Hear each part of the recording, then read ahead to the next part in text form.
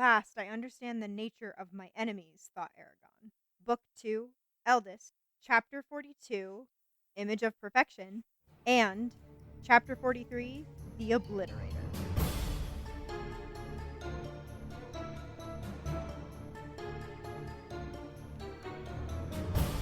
Welcome to Eragon Back Again, a podcast where we explore Christopher Pellin's inheritance cycle chapter by chapter. I'm Lucy Hart. And I'm Darien Smartt. And I have It's thoughts February. about these chapters. And it is February. Well, I only mentioned, yes, I would hope we have thoughts about every chapter. That's why we do this podcast the way we do it. Yep. But I bring up February because it's our birthday month, Lucy. It is our birthday month. Happy birthday to you, Lucy. And happy birthday to you, Darien. Thank you. The big ol' 3-5. And I just turned 3. I know. Oh, dang. Do our listeners know this? Do you all know we're elder millennials in our 30s? In our 30s. Goodness me. They have to. We talk about being in middle school when these books are coming out and like so the math is there, right? I hope no one's shocked. I always have people who are shocked to find out how old I am. So, same. But we look very youthful. Yes, we do. We have that. It's a blessing and a curse. Yes. The spy had one of the doctors at work. I was like, "Oh, it's my birthday. I'm taking tomorrow off." And he's like, "Oh, how old are you?" And I'm like, "I'm turning." Well, he didn't ask me how old I was. I said, "Yeah, I'm turning 32." And he's like, "I would have thought you were like 24." And I'm like, "Yeah, I don't have kids. Get it a lot. Yeah. So I don't have a lot of stressors, and also genetic, and also I just haven't had a lot of external stressors in my life that tend to let the passage of time show more apparently on this physical form that you are in this mortal world. But hey, let's stop talking about that. Thank you. Let's talk about other fun things. Liz, do you have a spark of inspiration? Yes, I do. I can't believe I didn't say this when it was in January, but my spark of inspiration is the new year. Ooh. So, like, my big thing is I got a new gig where I have 3-day weekends off. Yay! And so I got that in October. And so from October to December, I allowed myself, I'm just going to enjoy every weekend. I'm going to play video games. I'm not going to worry about writing. I'm going to do this. But then I'm like, when the new year hits, I'm going to write at least once a day on one of my weekends. And so I've been doing that, except last weekend, which was a high stressor weekend, but we're not going to talk about. That's fair. That's the one thing. Congratulations, Luz. Yeah, so now every weekend I'm going to open up my document and just write something. So I at least can do that and like hopefully get into the habit of that. Because I think like last year my resolution was to write like a page a week or something, and that fell through pretty quick. So now I'm like, okay, so let's try spreading that out a little bit to like writing once a weekend. So that's awesome. And now I have time where I can recharge, and I'm not like overthinking about like, oh, I only have this much amount of time to enjoy the day and and all the things. So yeah, that's good. I'm glad that's working out for you, Luce. Yes, thank you very much. What about you? What's your spark of inspiration? I recently finished a very good book. Ooh. Called Verity, Vox, and the Curse of Foxfire. Ooh. And this is the debut novel by Don Martin. Ooh. And it is a cozy witchcraft YA story that focuses on like Appalachian folklore. And it was super fun. Like, I didn't know anything about it except that I knew it was Appalachian folklore. I knew the main character was a witch, and I knew there was going to be queer themes because I follow the author on Instagram already, and they are a queer man, and he talked about wanting to have like casual queerness in his. So I was like, absolutely, check. What's up? But it was so cool. Like, the world is so fascinating, and the way magic works is so neat. And it's essentially the baseline of this world is there are witches, and this is just a common thing. Like, magic exists. This is just a thing. It's not a surprise. It's not a secret. And witches are around. Also, not a surprise, not a secret. Yeah. But they're not hyper common. You know what? Kiki's Delivery Service. Oh, yes. Think that, right? Where it's like people know witches are real, but it's still kind of a surprise to run into one. Yeah. And young witches go off on their own when they turn 13 to do their training. They just kind of travel from place to place, and they spend 1 year in a place, and just kind of like the whims of the universe will show them where they're supposed to be. They spend a year there just helping people, whatever that's going to mean. So our main character is a young witch named Verity. I'm not really sure how old she is. I think she's like 17, about to turn 18. She's been traveling. She's been doing this thing for a while. But we catch up to her, and she's just wrapping up her year, having just like spent time in a city at a bakery. Like she's been living with this bakery couple and just helping them. Before that, we know she worked at a circus. She's worked at a bunch of different places, lived at a bunch of different places. And now her familiar, oh gosh, I can't get it super into it. But basically her familiar finds a leaf that has a message on it that says, please help, we're cursed. Ooh. And she's like, okay, well, I guess this is where I'm going to go next. So, but after the year, everyone forgets about her. Weird. Like she has to keep going, because if she tries to stay, once the magic starts to make people forget, it can break their minds. She has to move on. Like it's built in. And it's like they'll kind of just remember, like, yeah, someone was staying here. Like, gosh, was that your cousin's niece? Like, who was that? There's like a and like and they like have this thing. Kind of like a void fish thing, and they'll like Verity leaves this couple that she starts with like a magic oven that when they do the patty cake song, it'll bake things faster. And so they still know they have this magic oven, and they know someone gave it to them, but like, gosh, I think it was a wedding present. It's like, no, I think this was like an anniversary gift we got. Like they don't remember where the magic comes from. They just know there is magic. And so Verity goes to this town called Foxfire. So that's what so Foxfire is the town, and it is cursed because of this traveling salesman type guy who likes making deals, right? Gets a bit of a Dr. Felicia type vibe, right? You know, the ne'er-do-well scoundrel who's like, let's make a deal and I can help you, but the deals are going to hurt really more than they can help, or they have such a high cost, but these people in this little town in the middle of the Appalachian Mountains are so desperate. But at one point, they chase him out of town because they realize he's not good. And he curses the town, and they can't leave anymore. And the bridge out of town breaks, and they can't repair it. And the land is like dying. And so there's that where Verity has to figure out how she's going to help with that. And also, like, beyond just this evil in the mountains, there's also just other Appalachian folklore that makes the mountains dangerous outside of like this villainous force. And also Verity does her magic by singing. She sings like folk tales and nursery rhymes and things like that. And that's not how everybody does their magic. That's just how Verity does her magic. That's so good. And so it's a lot. It's about a lot of little different things, and the way the magic was so interesting, and I liked Verity as a character so much, and I liked the way the book was written so much. It felt a lot like the way Terry Pratchett wrote his witches books for Discworld. The way it talks about magic and thinks about the way witches play and this deeper magic. Like everybody has a little bit of magic. And like so it talks about sometimes there's this oldest magic and it's called hospitality.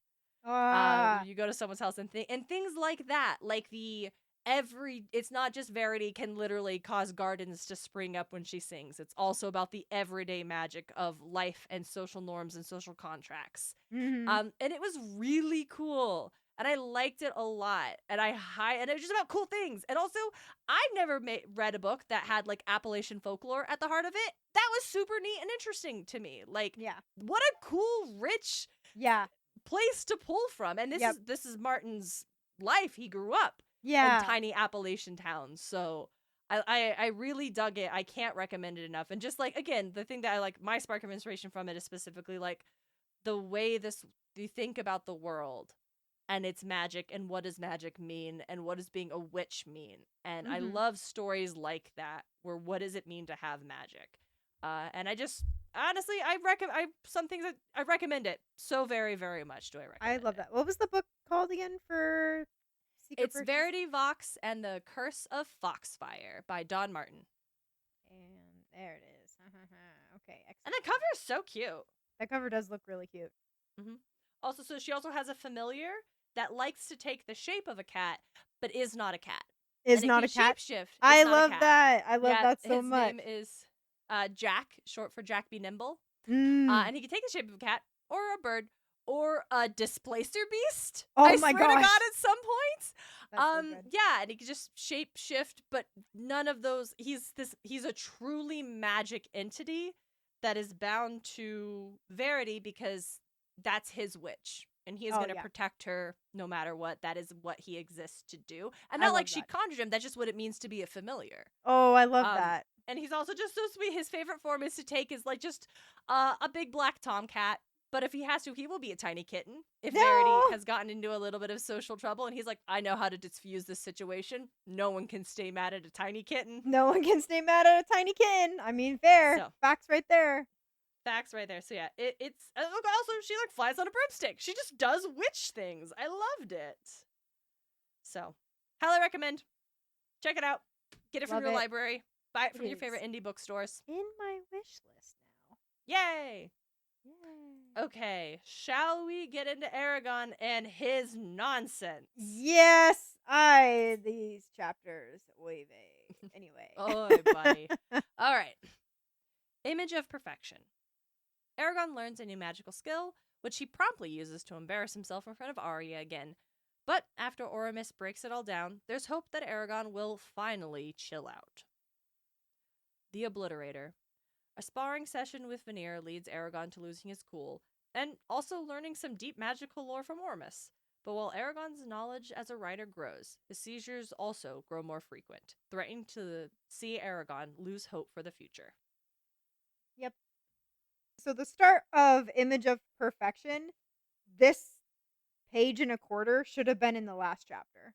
Yeah, crazy. Like, why is it? Yeah, that last chapter should have ended with Eragon's jaw tightened. They have much to answer for, and they will if they have my way. That's where the chapter should have ended. Yeah, and then so weird.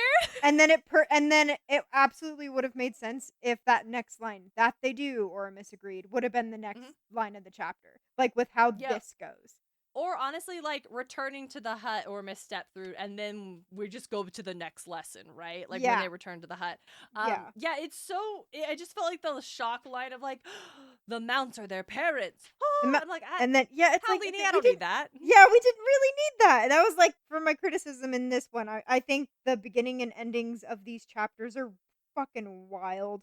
Just especially the beginning of 42 and the end of 43. I have thoughts on 43, but. But the cool thing it is, we do learn that the Razak may have come from the same place that the humans did when they came across, and the Razak chased them, which makes sense if the humans are like their prey, then they would follow their prey. So it makes sense, but I feel like that's also what Brahm said the Urgles were, that the Urgles followed the humans across the ocean. Yeah, so the humans brought all the bad things too, which feels crazy. Yeah, it does. Okay. Yeah. And that the elves and as the writers, they managed to like eradicate them, but two escaped. Yep. And along with their pupa, and these are the ones that have caused you so much grief. Not the descendants of which. Yeah. These ones. Right here. The ones the ones that have been around for who knows. Also, it doesn't track because it takes 20 years for them to change into adults. Was that what they said in the last chapter? I thought so. It said 20 to 50 years, something like that. I can't remember. That doesn't make any sense because that means these are the last two left from the writers' massacre. Then that means that it just doesn't make sense unless they had the kids recently. But it's well, it escaped sometimes with their pupa. Timelines, it says they escaped with their pupa, but it only takes them how long does it take them to? Okay, hatch? hold on. Is he saying pupa in the same way someone would say descendants? Maybe that no, but then he says, and these are the ones that have given you so much grief. They're the same. Yeah, I'm saying did he say these? And their descendants are the ones that are as in, Maybe.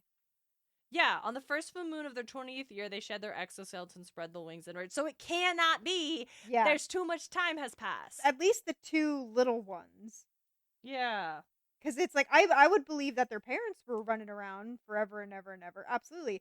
Unless Yeah. Galbatorix only, well, he took over what, 100 years ago?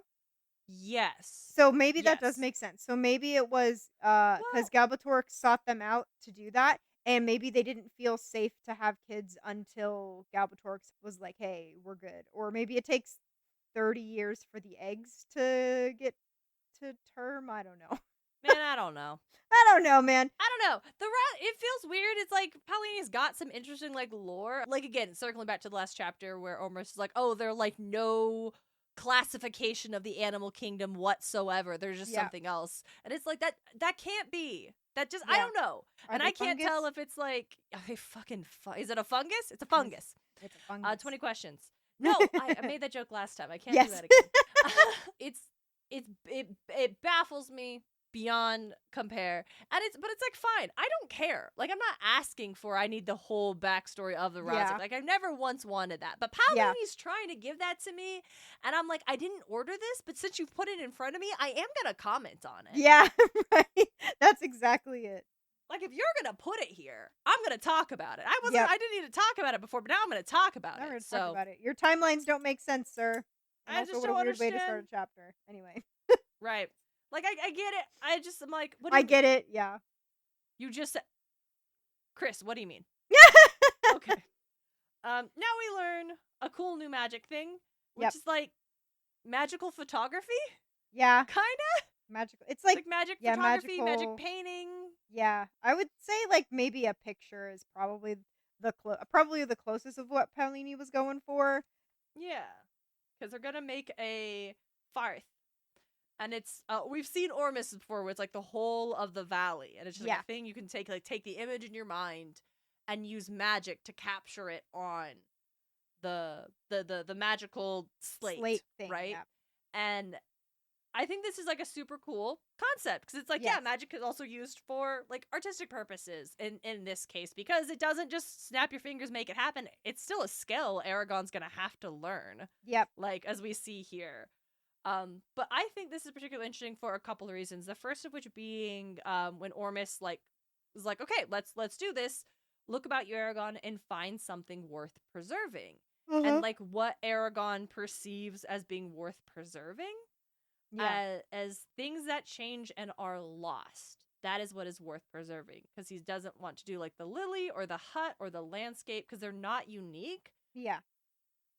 But I would be like, all of those things are things that can change and be lost, but that's not unique enough. Like there, it kind of shows like what is worth.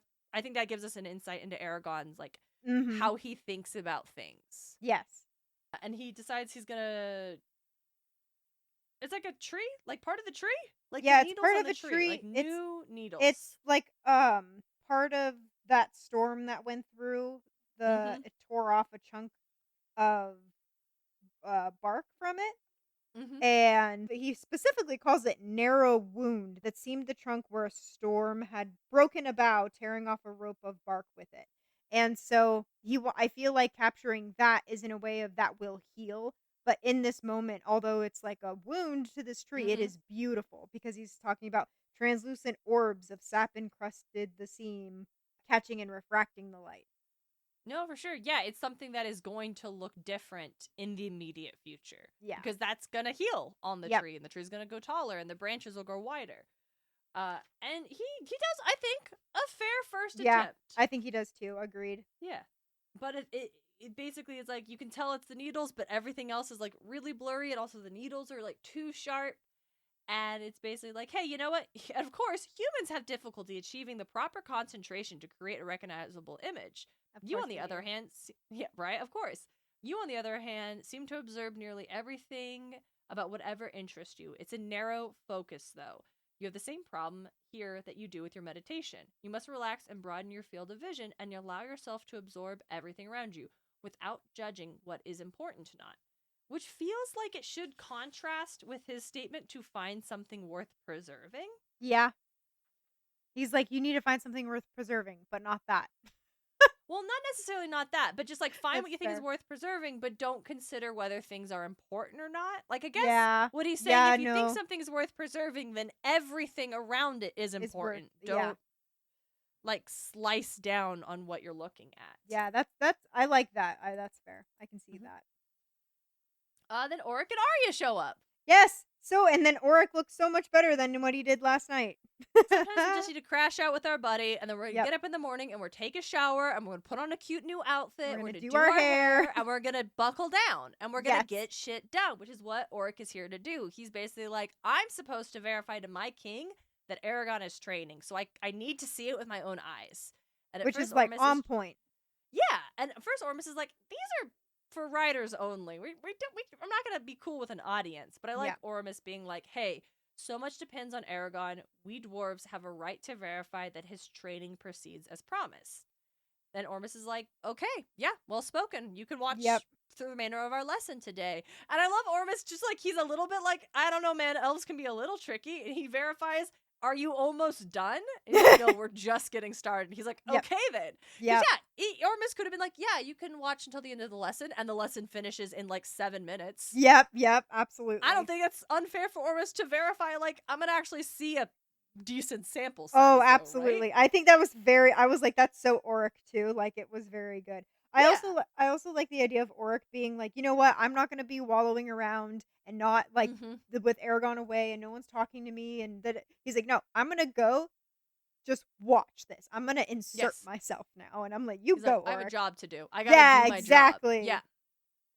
Yeah. And meanwhile, Eragon's over here trying to catch Arya's eye. Why? Because he's 16. Oh my God. This chapter hurts so bad. Because it's like after everything up at this point, and I might be jumping ahead and thinking about what happens after this. But it's just, I feel like they have had conversations where Arya has been like, no, stop it. This isn't this can't happen. And Saphira has talked to him and been like, hey, no, you gotta like think about things. And he's still fucking going for it. And I'm like, bruh, like, fuck. And so he's gonna make it. He, being Eragon, is gonna make another Farth, and he's trying to focus on like the needles again. But you know, he just can't help it. He just keeps thinking of Arya. He can't help himself. Her presence just right pulls at him like a lodestone. Right. So he decides he's gonna go ahead and compose an image of Arya, and which took him a heartbeat, since he knew her features better than his own. Gross. And voiced the spell in the ancient language, pulling all of his adoration, love, and fear of her into the currents of Fey magic. And damn. Like, damn. What did we get? The Farth depicted Arya head and shoulders against a dark, indistinct background. She was bathed in firelight on her right side and gazed out at the viewer with knowing eyes, bearing not just as she was, but as he thought of her. Mysterious, exotic, and the most beautiful woman he had ever seen. It was a flawed, imperfect picture, but it possessed such intensity and passion that it evoked a visceral response from Eragon. Is this really as I see her? Whoever this woman was, she was so wise, so powerful, and so hypnotic, she could consume any lesser man. From a great distance, he heard Saphira whisper, "Be careful." Oh. It's just... I literally Eragon! Can't. I literally can't. It's like, what did you think was going to happen, Eragon? Like, fucking really? Like, I'm sorry. I get so heated at this, especially this. I don't know. It just this really rubbed me the wrong way, this whole situation. It's so crazy. It's so crazy. Eragon's so out of pocket for this. Yeah. I remember this scene so clearly. Yeah, absolutely. Like, when I read it the first time, I remember I was so embarrassed. Oh, the secondhand embarrassment is so real. It's very real. When I was reading this as a kid, like, oh, that's so in Eragon. Yeah. And he, like, listen, he has the presence of mind. He's like, ooh, I do not want to show this to anyone else. Yeah, he does. Yep. Then it's but he can't. He can't, so he gives it to Ormus, and Ormus is like, okay, man. And so he gives it to Arya. Right there, like, the secondhand horror I have for Eragon, as soon as he passes it, I'm like, please don't show that to Arya. And then he shows it immediately to Arya, and I'm like, oh, that's rough. Oh, she's pissed. Yeah. And Orc doesn't get a chance to see it because Arya raises the Farth over her head. Arya hurled it against the ground, shattering the picture into 1,000 pieces. Then she drew herself upright and, with great dignity, walked past Eragon, across the clearing, and into the tangled depths of Duwelden Varden. Yep. And Auric, I love this, how he says, In all the decades I've known her, Arya has never lost her temper like that. Never. What did you do, Eragon? Yep. A portrait of her. Here's the thing. Okay. All of this is so viscerally uncomfortable. Mm-hmm.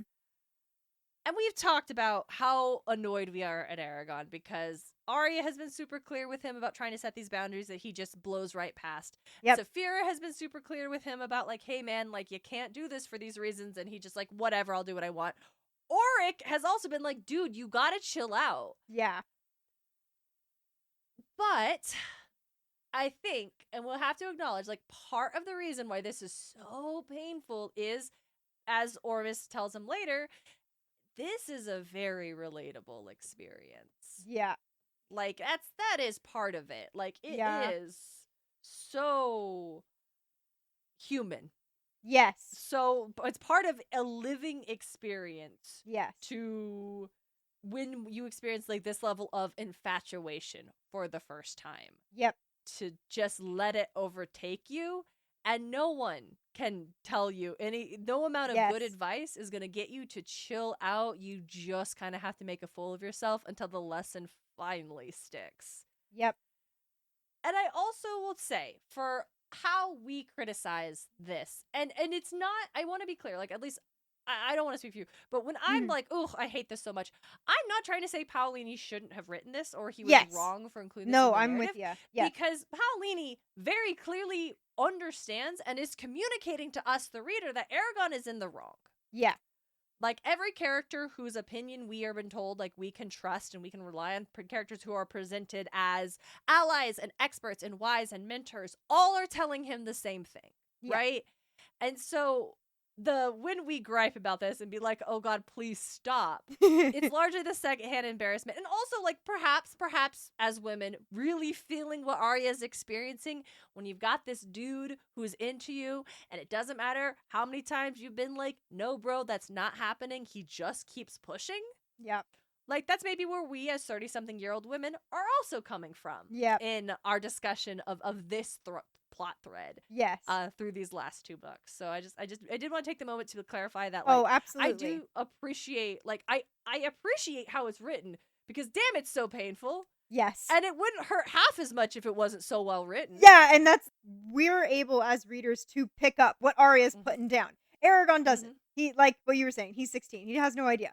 But we, the readers, can pick up on that. It's very, very well done. Painful, but well done. Yeah.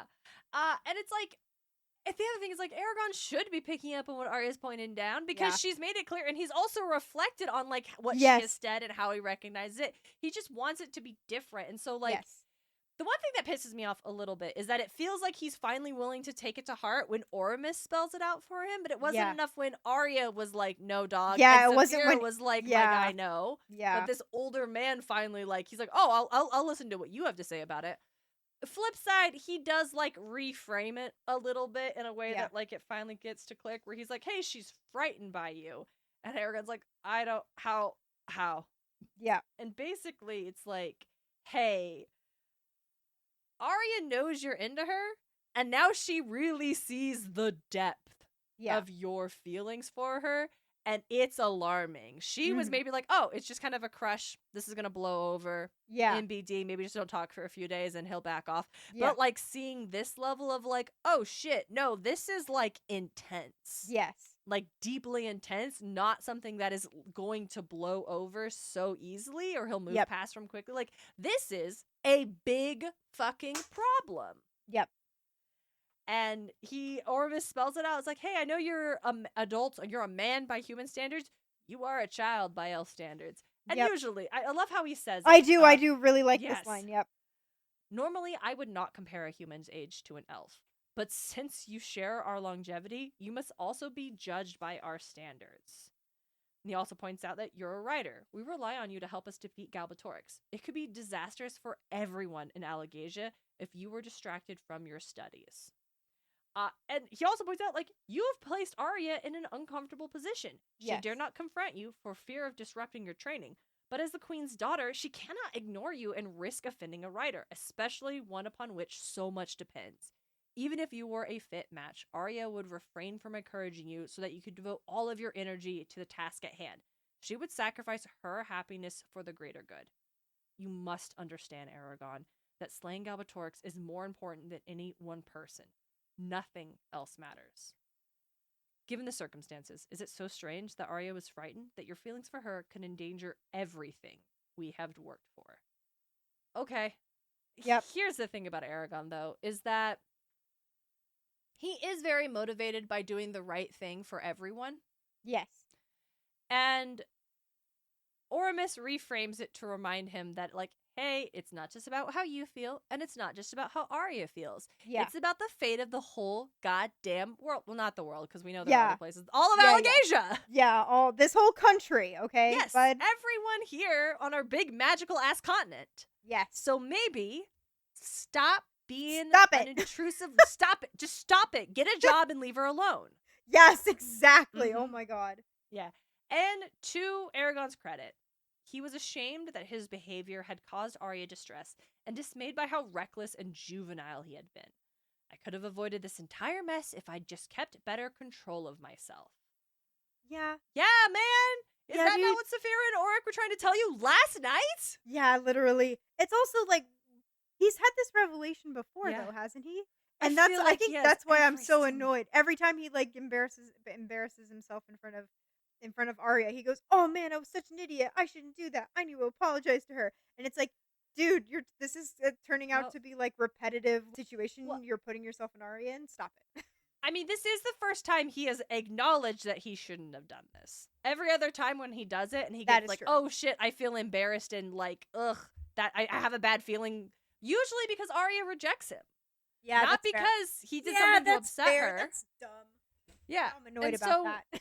Yeah, and so when he gets called out on it, he's like, it's not a big deal. I can do what I want. I'm a writer. Like, I have feelings and I shouldn't just have to ignore my feelings. And now he's like, and that sucked and I shouldn't have done that. And this is the first time he's like, I should apologize to Arya, which is like what Ormus says.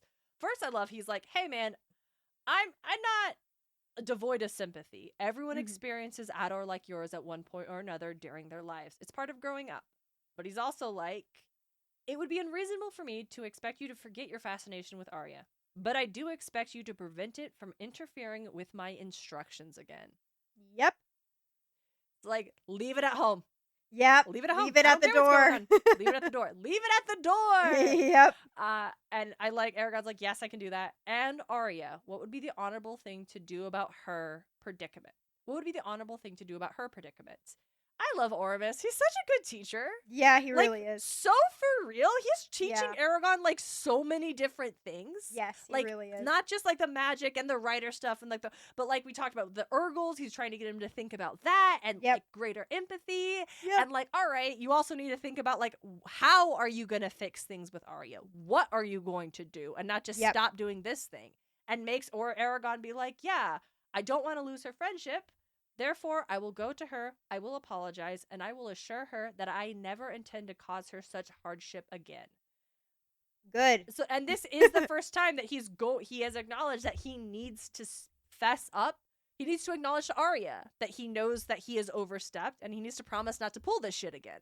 And I appreciate that. Yeah, like this agreed. Is why I feel like maybe now we finally made a breakthrough. Could we have maybe made the breakthrough any other time? I wish, but Probably. No, here we are now. Like, maybe now. I also really related to this line of, it was difficult for him to say, but once he did, he felt a sense of relief, as if acknowledging his mistake cleansed him of it. And, like, I relate to that. There have been things like, man, I really messed up, and you feel bad about that, but, like, actually acknowledging that, listen, it starts with sorry. Yes, it does. Like that was so good. It starts with sorry and following through on that feeling. But that first breakthrough is the first step in going to the path. So, you know what? I'm proud of Eragon. Listen, we're going to hold out. We'll see if this sticks. We're about just over halfway through the book, so I'm sure there's plenty of opportunities for our boy to embarrass himself again. For example, we get into the next chapter. Eragon has tried to apologize to Arya, but he can't. Because our girl is avoiding him. Yep, she's totally avoiding him, which is fair. Absolutely fair. Yeah, Arya, good for you. Protect your peace. Yeah.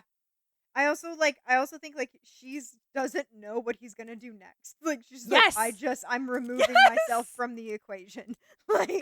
I'm It's like gone. it's not like they can text and Eragon can just be like, "Hey, I'm real sorry. Can Yeah. we talk? I want to apologize in person and try to make it up to you." It's not like he Yep. can like preface this and let her know, like, "I swear I'm not gonna do that again, and I know what I did was wrong, and I want to have a real conversation." Like for Yes. all she knows, he's gonna confess his love again. Again. Like she Yep. cannot Bring with her this another boy, fare. right? I Here's a cannot. second fare that I made for you. Anyway. It's crazy. um. Anyway, they mentioned magnetism as one of the forces of the universe he's learning to do with magic. And I Oh just yeah. fucking love, again, I talked about this last time when they mentioned gravity. Yeah. I just love the fact that we just have the basic foundational principles of physics Yes. are just Yep. here because that's how the world works. And also there is magic, but Yes. also there is gravity. But and also there is this. magnetism. Yep. And I love it. It's fun, and we don't need a huge deep dive into like how it works. Though we are gonna get that in this chapter. We get a crazy magic backstory. Yeah, here. we do. And like one of the things we learn about the like magic lesson here is that there are areas in Allegasia that are inherently magical.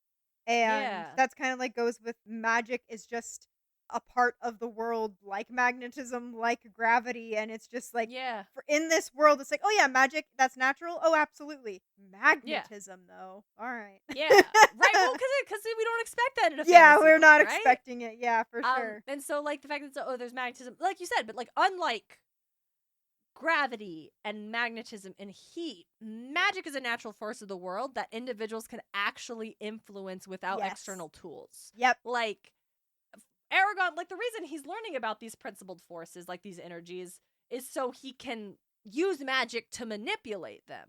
Yep. Right? Like he doesn't have to use magic to draw something metal physically to him the same way he would physically drag it. If he understands the principles of magnetism and can tap into that and use that energy instead, like that's incredible.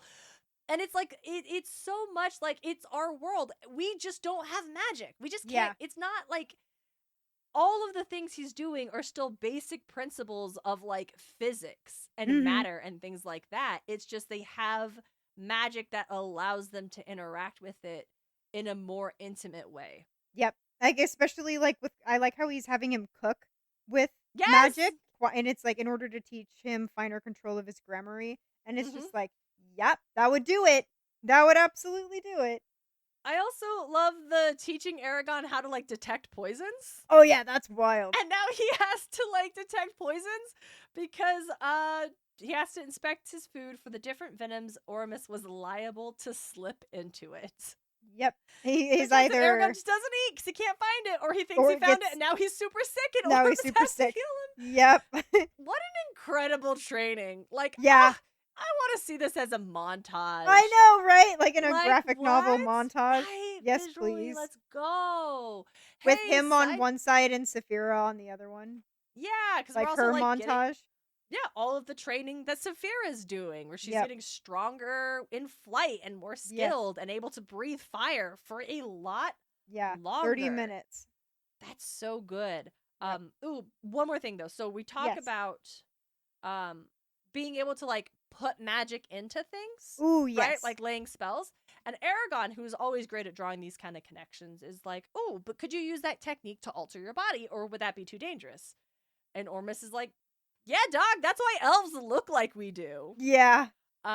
We love beauty in all its forms, and we seek to represent that ideal in our appearance. That is why we are known as the fair folk. Every elf looks exactly as he or she wishes to. When elves learn the spells for growing and molding living things, they often choose to modify their appearance to better reflect their personalities. A few elves have gone beyond mere aesthetic changes and altered their anatomy to adapt various elements, as you will see during the Blood Oath celebration. Often, they are more animal than elf. Excited for that. I can't remember what they look like. I'm like, woo, I'm excited to relearn that. Yeah, so I both love this and also have to call it out for enforcing beauty standards again. Yes. Yep. Oh, absolutely. Again, we have demonstrated, as we've discussed before, like all of the elves have the same overall body type, where they are tall and they are thin and they have very fine, delicate features, and they are all white. Yep. Because if they weren't, Christopher Pauline would have told us, because the only time we get character skin color described is when they're not white. And that is called, white is default, which is not a thing we like, but also this book was written 20 years ago. And I would imagine that, again, I haven't read Murtagh. Lucy has. I imagine he's gotten a lot better about that. I honestly don't remember. It's been a hot Didn't minute. clock it. But, 20 years ago. But yeah, that is very, very common in fantasy books, older fantasy books, especially fantasy books by white authors, where white is default. The only time someone's skin is going to be described is when they're not white. And that's how we know all the elves are white. Yes. Because he would have told us if they weren't. So, now that's not to say in the adaptation, all of the elves should be white. They fucking shouldn't. To be clear. I'm not saying that there's not room to fit, or that in the future, if in these Murtagh books we revisit the elves, and we've got, like, black and brown elves, that's fucking fine. I want to be super clear so no one tries to put words in my mouth or thinks I'm saying something I'm not saying. I'm criticizing this book as a product of 2006. Yes. I'm not saying that this is good or what any adaptations or future work should stick to. So don't get it twisted. Don't get it twisted. I need to see elves of all different looks in Duelden Varden when we get, hey, shout out, we got a formal announcement of the showrunner and like Hollywood Reporter, like the show is alive. Dear listeners, they're working on it. They've hired people. Like listen, I don't believe anything until I'm watching the first episode. Yeah, same. But it's not dead. And that's so important. Yes. So, listen, Percy Jackson did so good. Yeah, they really did. Season 2 did so good that Disney's still willing to invest money in this. So, dear listeners, if you want this show to be real, make sure you're watching Percy Jackson. Because every time the Percy Jackson show does good or gets good response, that's when we see more Eragon stuff getting pushed. Because I swear Disney is using the Percy Jackson series as the, barometer, as the canary in the coal mine to test to see, is this, do you want this? Will people be into this? Mm-hmm. Y'all. Guess what? Yes, we will. So. Yes, we will. So, but what all the points I'm trying to make is that if the elves are able to literally transform their physical appearance into the most this is literally by choice. They can modify every part of their bodies, and they all choose to look this way. That is communicating that is the most beautiful, best way to look. Yeah. And it doesn't need to be, because if elves can literally transform, or all of their personalities are reflecting this as well, that sucks. Yeah. Why? And especially tying it into how often this narrative communicates that elves are the best. That being an elf is better than being literally anyone else. Yep. Yes. That elves are so much better at magic and so much more in tune with the magic of elves. Elves and dragons and dwarves. Dwarves are indigenous to Allegasia? No, elves aren't. I forget. Elves it's just aren't. Dragons and dwarves. It was dragons and dwarves, and the elves came over first, and the then elves came over from somewhere else. Yes. The So Urgles, and then the Razak. Okay. Right. Okay. Oh, so wait, did the Urgles follow the elves? No, the Urgles. I thought the Urgles followed the humans. I thought the Urgles. Or did they follow the elves? I don't know. I'll have to go find that passage from Brahm again, because we've been referencing it a lot recently, and I'm not 100%, but I don't. They have came the book across. They are not native to Allegasia. We'll stick. They're not. Only dwarves and dragons are. Yep. So right. So that I was gonna say that doesn't track, but the idea that elves are so inherently good at everything that the way they choose to present themselves should also be equated with good and the best way to be, and if that way is again tall and slim and delicate features and whites, that all kind of sucks. Yep. So gonna criticize it for that, but as a magical idea of if you can shape your appearance, there are some elves that are gonna look more like a wildcat. Yeah. That's cool. Show me more of that. Yeah, for sure. Elves should be able to, we should have really, really tall elves and really short elves and majorly curvy elves and fat elves and really, they can look however they want. We should see more of that. Yeah. Especially magic. And anyway, so criticizing the inherent beauty biases of the 20-year-old book. Yes. And now we're going to move past this. They talk about just talking about like putting magic into things. They talk about storing magic into gems, and that's why rider swords always have a jewel set in their pommels. And it's also just like a backup magic. Yep, and then it's also why your dwarf necklace, which is entirely metal, must sap your strength to fuel its spell since it can hold no energy of its own. And I'm like, oh, yep, fair enough. That seems crazy. Like, why? Yeah. Why didn't you add some gemstones? I know, and that's you would think like, come on, dwarves, add some kind of gems, or maybe you have gemstones. Yeah, they have gemstones. I'm like, I don't know. It'd be maybe it's I have no idea. Maybe it's Paulini didn't think about it until just now. Maybe, or it's like it feels like and on your downtime you can recharge the stones on and the if DL they run out, on your relax then time. it's gonna sap, right? Like back, I don't know. But I think that's interesting. Like, sure. I also love this next bit where it talks about like Eragon is just reading all of the supplemental materials. Oh yeah, like all the other things that Ormus is just giving him, and he's just like soaking it in. Yeah, he's just really enjoying it. Yeah, he's always liked information. Like he asks questions all the time. That's the first thing we learned about Eragon, and he always loved Brahm's stories and the world, and so now he has access to knowledge, and he loves all of it. This line about how the information he discovered on the miles of paper flooded into him like rain on a parched desert, sating a previously unknown thirst. Yep. Oh, it's so good. It's very good. More important than the mere facts was his introduction to alternative ways of thinking. They challenge his belief and force him to re-examine his assumptions about everything from the rights of an individual within society to what caused the sun to move across the sky. Yes! Reading is fundamental. This is what reading does. Everyone should just read all the things.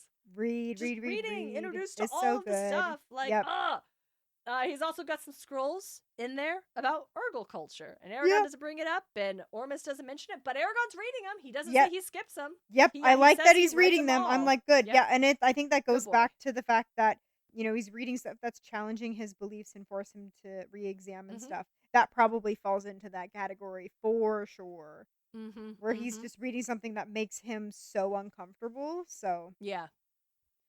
And I mean, we've talked about Saphira's gaining more strength, more knowledge too. And then one thing that I love that she gets to learn is the identity of her parents. Yes, that's so good. I love her parents. Yeah, her sire is Jormungr and her dam Vervada, which meant storm cleaver in the old speech. Her father was a rider's dragon, but her mother was a wild dragon who laid many eggs, but entrusted only one to the riders, Saphira. And then they both perished in the fall, and I'm like, that sucks. It also is like, hey, Galbatorix wasn't just killing the riders and their dragons. Because if Saphira's mom was a wild dragon and she had a ton of eggs and there was only one egg she gave to the riders, Saphira had a ton of siblings. Yes. Yep. And they are all gone. Galbatorix went after all of the dragons. Yep. Anyone, because he wasn't going to be able to control the dragons. So he killed them all. No, he wasn't. Too. Like, he went after everybody. Yep.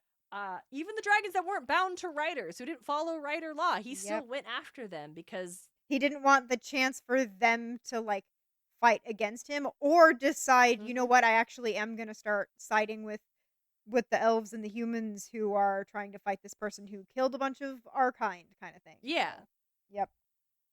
And then we get more sparring with Veneer, who's an asshole. He's just an asshole. But we were like spot on about like, oh, he's just fucking jelly? Yeah. Oh, absolutely. Yeah. Meanwhile, Eragon's like chronic pain, his condition is getting so much more like frequent. Yeah, more intrusive. He has seizures multiple times a day. It's exhausting. It's breaking his like focus, right? He can't concentrate for as long as he used to be able to. But okay, but before we get into that, just more of Veneer. Yes. And finally he's like, what is your problem with me? Yeah. Because he's poking at him, and I think one of the things he's like, how did you kill Durza? And he goes, I caught him by surprise. And the elf's like, forgive me, I should have guessed trickery was involved. It's like, dude, fuck off. Like, seriously, fuck off. Yeah, it's like, if I were an elf, do you want to do a reading? We can, yeah. If I were an elf or you a human, you would not be able to match my blade. Perhaps, but I think not.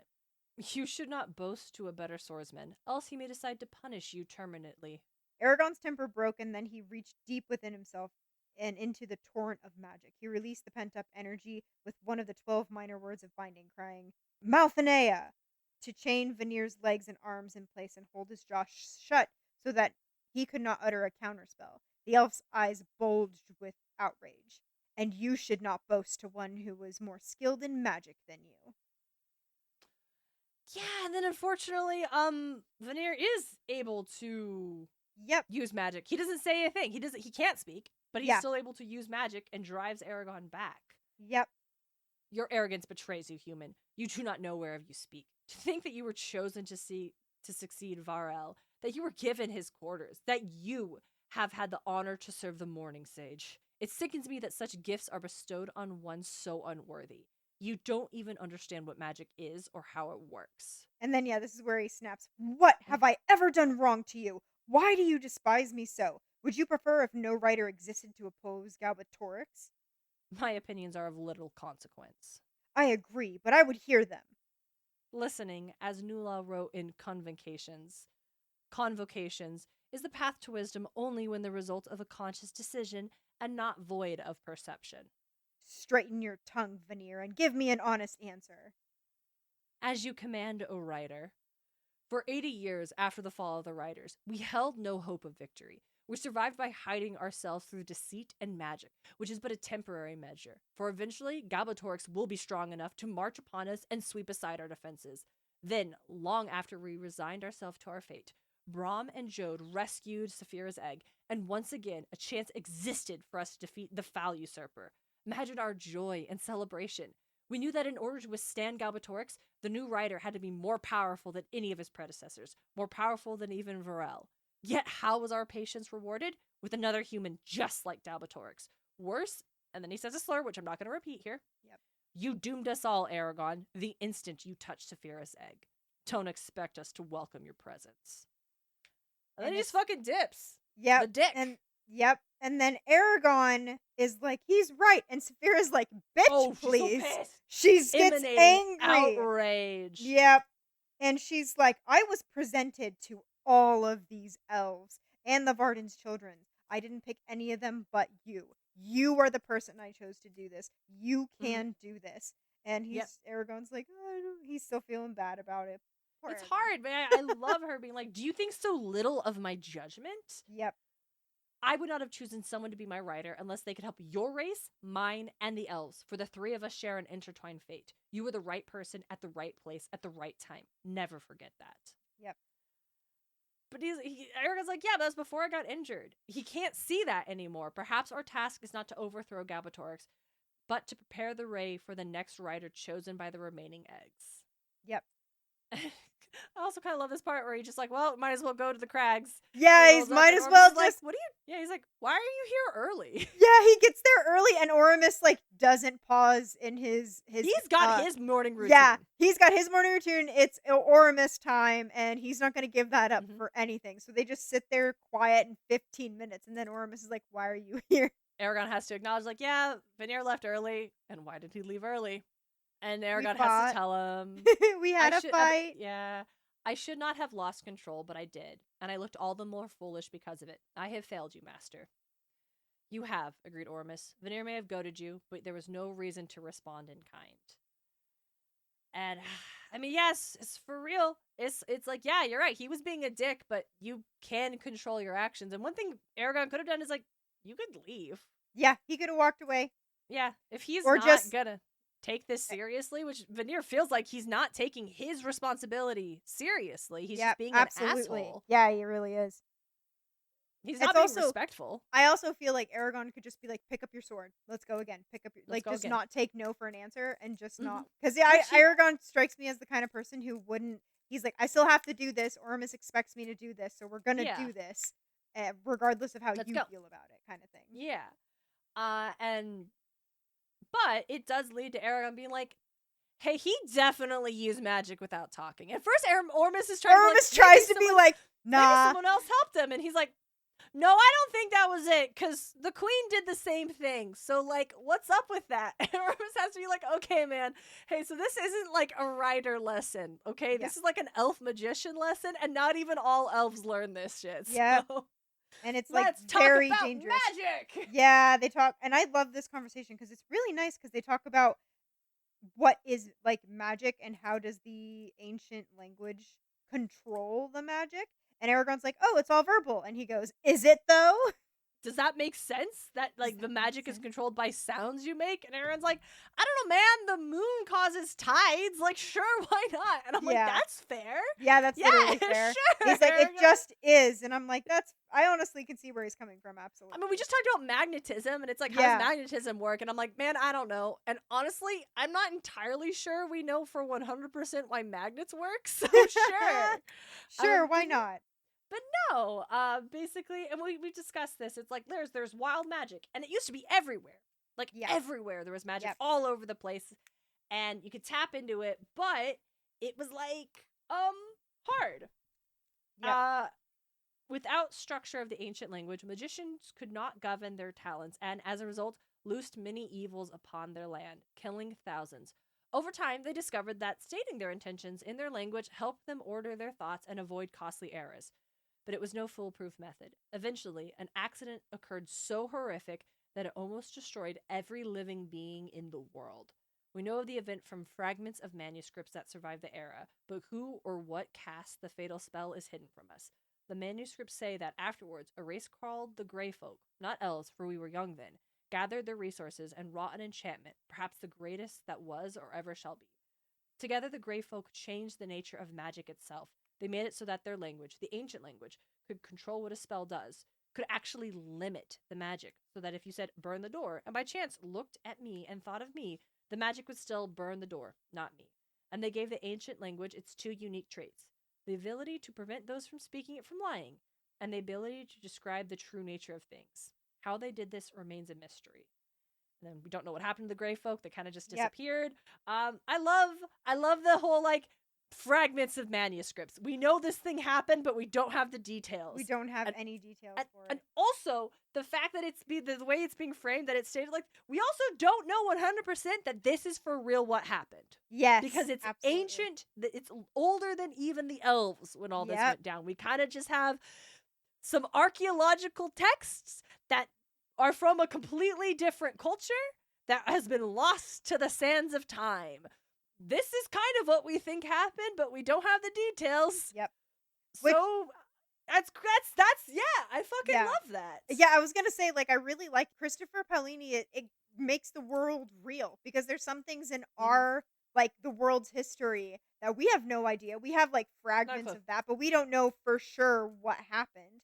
And so it just, for me, I'm like, this is such a good detail because it's like, I feel like if, oh yeah, we know exactly what happened and we know exactly who these Grey Folk are and this, that, and the other thing. And it's like, no, you wouldn't, because it's hundreds and thousands of years old. Like, we don't know if this is when written, well, they obviously written, but it's like, maybe it was mostly oral. Like, that's how they passed down histories. And so the only stuff that was like kept was like the people who were writing things down, and maybe it was a shame. Don't write things down. Yeah, like maybe we don't know. Yeah, maybe it was intentionally. Like, the details aren't just lost. Maybe it was intentionally never recorded. Yeah.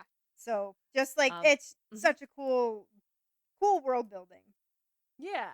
And so, yes, it is possible to do magic without the ancient language. Saphira does it all the time. Yep. How do you think Saphira breathes fire? Or, by your account, she used no word when she turned Brahm's tomb to diamond, nor when she blessed the child in Farthander. And because it's like, they don't need to be protected from magic. They're dragons. They can kind of just do that. They are magic. Control when they do that. Yeah. Except, hold on, wait. So here, I want to go back to the fire thing though. Yep. Because like, over on the Dragon's Keep, over on Patreon, we talked about dragons, a fantasy made real, like last year. Yes. And it does this whole like It's an Animal Planet mockumentary that's like, hey, if dragons were real, how would they breathe fire? So cards on the table. Whenever we talk about Saphira breathing fire, I've been like, yeah, dragons are a kind of creature. This creature has the ability to breathe fire because of their organs. Yes. No. Yep. She's casting magic. Yep. Every time she does it, she just it's not like she's got like a pocket of hydrogen in her chest that she ignites with the thing in the back of her throat and she has to eat iron to. No, she's using magic. Yep. She's casting fireball, but like over and over again with her mouth. Yep. I was like, what? What do you mean that's magic? Yep. Very small tangent. I just finished a recent book or a book series. It's about like these summoners that have magic and they can summon demons from the ether, but the demons aren't like demons as we would think of them. The demons are like mythical creatures. Ooh. And they just so there's like griffins and dragons and like there was a there's like a lot of just mythical creatures in there. And one of the things is like the demons have magic, and the magic is like the symbols on that are like on their organs. It's hard to describe. So like the main character's salamander has healing saliva, and the main character jokes, "Oh, you must have a healing symbol on that tongue of yours somewhere." And so it's like that's how they do magic. Is like they have it because they have the symbols that the humans they etch and they cast magic that way. And so the demons have those symbols just naturally on their bodies. So when I read that at first, I was like, "Oh, she must have a like flame sigil on her tongue." And I'm like, "Wait, hold on, wrong book, wrong wrong book, wrong series. No, never mind." Crossed. She's just breathing magic. Yes, okay, all right, moving on. Like, yeah. So like basically it's like, yeah, Eragon could learn to do this. It's like super dangerous, and you probably shouldn't do it willy-nilly. No, so like, absolutely not. Keep it in mind. Yeah, I like that. He says it basically under duress is when you can use that. It means if you're captured and drugged and cannot recall the ancient language, yes, even then you may cast a spell. If you're like gagged, you can cast a spell, but only as like a last measure kind of thing, dude. Don't use it otherwise. And then we get to the next passage, and I really dig this. Yes. The next morning, and every morning thereafter, so long as he stayed in Elismira, Eragon dueled with Vanir, but he never lost his temper again, no matter what the elf did or said. Good job, Eragon. Yep. I think we've seen a lot of growth for Eragon in these last two chapters. Like, yes. Yeah, man. Good for you. You're really developing as like a person, and I'm proud of you. Oh, for sure. Absolutely.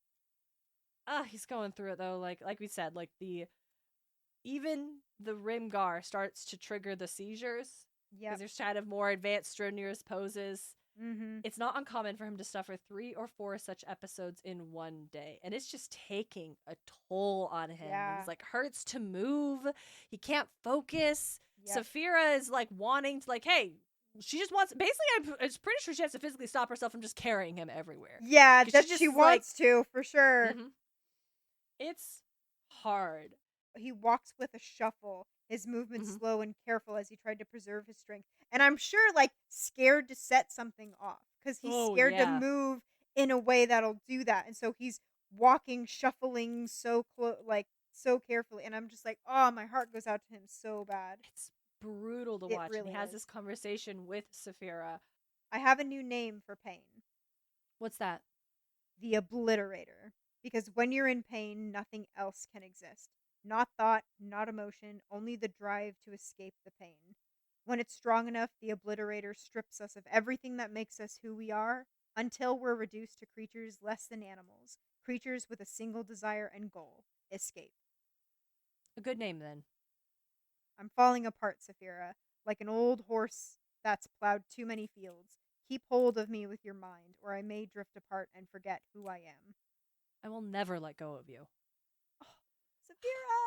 Saphira, it's so hard. It really is. And it sucks, and it's real. And he's starting, like I said in the chapter summary, like he's starting to lose hope. Like it's he really is. I think that's why Vrail's words got to him so bad. Is he's starting to lose hope. Yeah.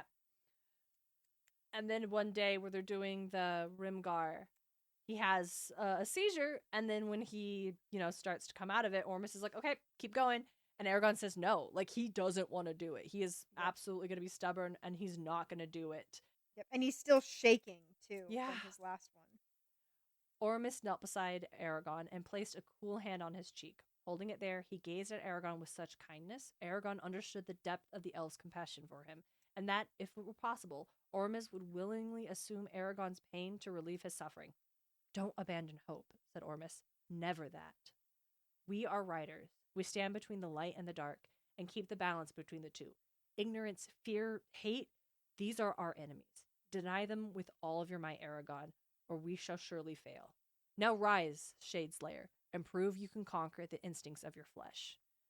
And he gets up, and they go again. Gets up, and they go again. Oh, he's doing so well. I'm so proud of our boy.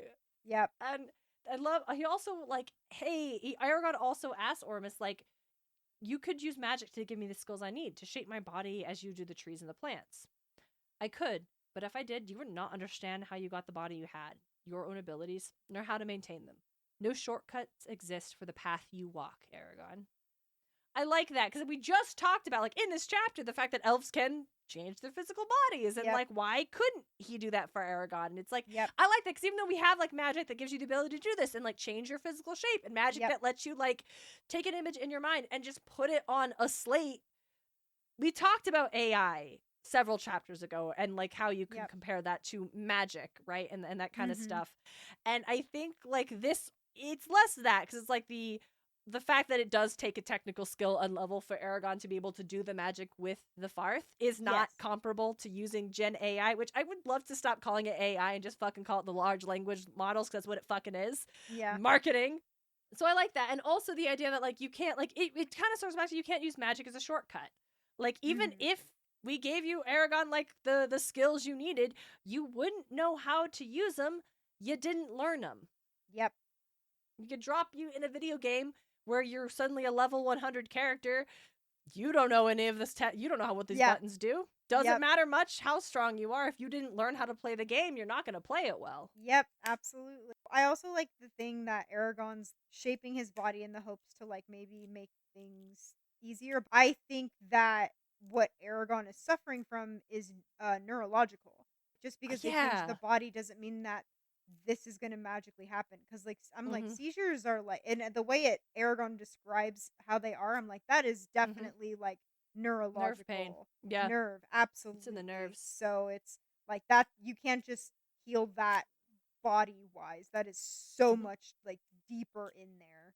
Yeah. And, like, honestly, like, maybe they could. Like, that's fair.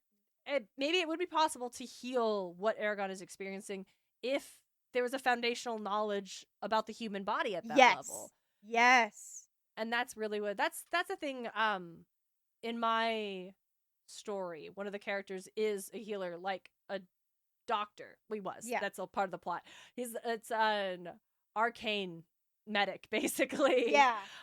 Where he is specifically a doctor who uses magic, but he had to go to medical school, and he had to learn all of the things that I love that. Also, I deeply wanted there to still be a need for a space for doctors who don't do magic, because you can't magic cancer away. Yes. That's the thing, like, the way the body works, you don't magic, like, these chronic illnesses away, because it's still, like, if we understood what caused it, like, there was avenues in science that would allow us to heal and make things better, but it is still very, because I didn't want it to create a world where these real world challenges don't exist anymore, and I think it's perfectly reasonable, because it does go down to how if you don't understand how the body works, then you're not going to be able to do those things, and so it's very, like, part of the thing is, like, you can't just, like Eragon does, like, oh, maybe just heal the cut on top, but, like, the infection underneath, we talked about this in the first book. Absolutely. Where if you don't know how to heal those muscles and kill whatever bacteria that's going to get into the bloodstream and cause an infection, and you need to understand how the body works, and I think that might be where it is, like, or it's a curse. Yeah. I don't know. Yeah. We're kind of unclear on what Durza did to him when they fought. Yeah, we don't really know. Yeah. He got ghost in his blood. For reals. That sounds like he's got ghosts in his blood. He just needs a little exorcism? Is that what exorcism? I don't know. Old-timey doctor's gonna roll up and be like, he's gotta rebalance his humors. Exorcism. You're thinking of exorcism. Yeah. Gotta rebalance his humors. I don't know. It's something bad. And it could be a deep nerve damage that they don't know how to cure because they don't know what it is. Yeah. They know what magnetism and gravity is, though. So. Yeah. I don't know. Can elves do brain surgery? I bet one could try. They could try. Yeah, where are we at on, like, the overall, like, physical health? Right? We don't know. We don't know. It would be cool to know. It's like, this is our surgeon elf. He lives at the highest tree, and he lives, like, in a hospital, and there's a bunch of rooms, and he can do all cool stuff. No, we don't get that. We don't get that. Or maybe it's like, yeah, he's like super great at helping elves. He's like, oh, I can't help a human. It's too different. Like, some things are the same, like cells and basic biology, a broken bone for sure. But, like, I don't know, man. Elves are magic, so maybe not. Yeah. Yep. Maybe they don't have nerves. I don't know. Maybe they don't have nerves. Who's to say? Not me. Yeah, no kidding. But those are our chapters. Yes. And I was like, I will, like, come back around when I said at the beginning of the episode where I don't like the end of this chapter. I just think he ducked his head under the surface, holding a rock so that he would not float away, and he lay stretched out along the stream bed, feeling like an arrow flying through the water. And all I can think of is Eragon just being naked, just, like, flying in the I didn't. And I'm like, oh my god, I don't know. It just seems too dramatic for me. I don't know. Maybe I wasn't pulled in to the book at that point, but I was just like, that seems a little too dramatic, a little too silly for me. I feel like those are the beats that Paulini, like, ends the sequences on, because the next one is going to swing us back to Rorin. Yes. And I do feel like that's kind of the vibe of when we do a shift. It's kind of that almost weird, like, the camera pulls out a bit and we just kind of see, because it's like this one, like, he's in the water straight as an arrow through the stream. The last time we bounced it was after the Manoa tree, and right before we shift to Niswata's POV, and they're sitting beneath it, and high above their heads, Blagan ruffled his bone-white feathers and shrieked, "Weirda!" Oh, that's and, like, fair. That's kind of a camera pull that out. is a camera pull out. Yep, okay, that's fair. I agree. Also, what dramatic. Yeah, I also think like just eating my own words and shoving myself down the stairs. No. It's like, no, just going back on what I said earlier is like I honestly do think it makes a little sense because it compares Eragon like an arrow, which can be seen as like, well, it means hunting too, but it also could mean like a weapon of war. And what has Rowan been experiencing? Like some dreadful, awful shit the last time we were with him. We don't know. We haven't read the next chapter. I have, but we that's can take a guess. But it's like the last time Eragon was literally fighting a war, or at least a good old dog fight in trying to keep Carvajal. So I feel like it makes sense, the descriptor, but I just thought it was a little silly. I agree. Yeah, I think it fits with like the beat for the end of the sequence and going to a new POV. But you're right, it's kind of goofy. Yeah, like, I thought it was. We're reading a book about dragons. Yeah, everything's a little goofy. It's fair. What should be our writing takeaway from this chapter? Hey, don't do blank as default. Yeah, let's do that. I'm sure we've mentioned that before, but like, let's go back on it for sure. Yeah, let's circle back. Blank as default is lazy writing. Good. Always be active and critical about everything you're writing. Think about the way you're putting words on a page. If you're doing blank as default, it means you're not thinking about everything. And dogs, gang, we got to be thinking about everything. Yep, everything. What's a good quest? Talked a lot about good magic. Ooh, maybe do you prefer when dragons breathe fire because of magic or breathe fire because of anatomy? Ooh, I like that. Let's do that. Anatomy was the word I was trying to remember earlier. We were talking about like studying the body to do healing. I couldn't remember the word anatomy. Yeah, okay. Yeah, fun. I like that. We'll do a poll. Would you rather dragons breathe fire because magic or because anatomy? Yep. I like that. Okay. Do a good poll. We haven't done a poll yet, I don't think. That sounds fun. Yeah, I'll see if I can do that. I don't know if I can. I'm sure I can. Okay, let's do some listener comments. Yay! Okay, this one comes from Kiki, where we asked, like, what fictional world would you want to live in? And she said, Coruscant during the high age of the Jedi. Let me have a pretty laser sword and the Force. And also Obi-Wan Kenobi. Yeah, absolutely. I hear you. Absolutely. I hear you. Oh, and this one's like a way throwback, a long ago one, where I asked, like, I think Kiki had mentioned like the Pixie Hollow book, and I was like, hey, what's the one that came out about Tinkerbell's mom and dad that everyone really likes? It's called Wings of Starlight, and it's about the summer and the winter fairy, and that one had political stuff I liked. Thank you. Nice. Excellent.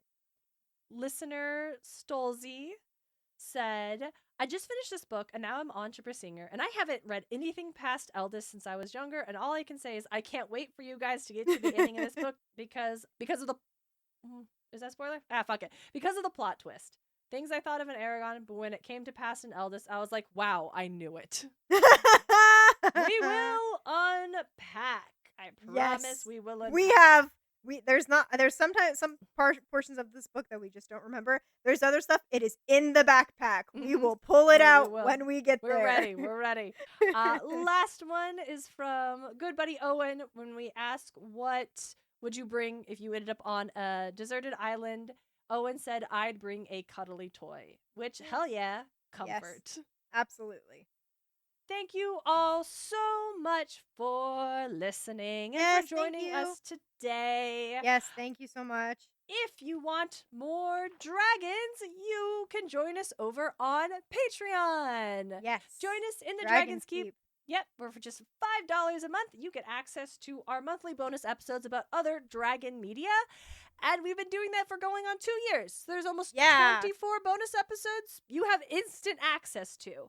Yes. And it's our birthday, so if you're enjoying the show and you'd be like, I would love to just wish them a happy birthday. I mean, you can do that on Instagram, hit us up on Spotify, you can send us an email, eragonpod@gmail.com, or if you want to give us a little birthday present and support us just for the month of February and binge all of the episodes, that's totally cool too. Yep. Absolutely. It'll help us get one step closer to getting Lucy to get to meet Toothless at the Isle of Burke at Epic Universe in Orlando, Florida. Yep. Well, until next time, she's Lucy Hart. And she's Darien Smartt. And this is Eragon. And back again.